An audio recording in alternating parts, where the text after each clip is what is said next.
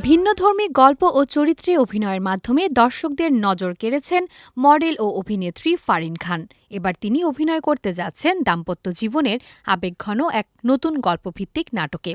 নাটকটির নাম রোদের জ্যোৎস্না। নাটকটিতে তার বিপরীতে অভিনয় করেছেন আবু হুরায়রা তানভীর। নির্মাতা সূত্রে জানা গেছে, নাটকটির দৃশ্য ধারণ শুরু হবে রাজধানীর উত্তরায়। এতে ফারিনকে দেখা যাবে জ্যোৎস্না নামের একটি গুরুত্বপূর্ণ চরিত্রে। গল্পে বিয়ের পর স্বামী স্ত্রীর সুখী সংসার জীবনের চিত্র উঠে আসবে। তবে সেই সুখ বেশিদিন স্থায়ী হয় না। হঠাৎ জ্যোৎস্নার মৃত্যু ঘটলে তার স্বামীর জীবনে নেমে আসে গভীর শূন্যতা। এরপর স্মৃতি, আবেগ এবং নানা টানাপোড়েনের মধ্য দিয়ে এগিয়ে যায় নাটকের কাহিনী।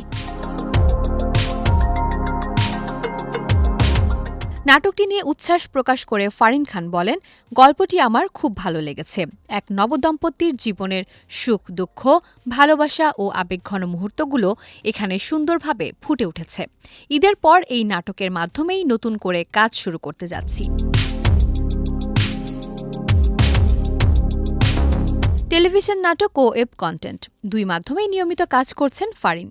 গেল ঈদে তার অভিনীত বল ভালোবাসি সহ বেশ কয়েকটি নাটক দর্শকদের সামনে এসেছে। অভিনেত্রীর ভাষ্য, তৌফিকুল ইসলাম পরিচালিত বল ভালোবাসি নাটকটি তাকে সবচেয়ে বেশি দর্শক সাড়া এনে দিয়েছে। অভিনয়ের পাশাপাশি মডেলিংয়েও ব্যস্ত সময় পার করছেন ফারিন। সম্প্রতি একটি সুগন্ধি পণ্যের বিজ্ঞাপনের মডেল হয়েছেন তিনি। শিগগিরই এর প্রচারণা শুরু হবে। ছোট পর্দার পাশাপাশি চলচ্চিত্রেও মনোযোগী হয়েছেন এই অভিনেত্রী। বর্তমানে তার হাতে রয়েছে কয়েকটি সিনেমার চিত্রনাট্য। মনের মতো গল্প ও শক্তিশালী চরিত্র পেলে ২০২৬ সালেই বড় পর্দায় অভিষেক হতে পারে ফারিন খানের।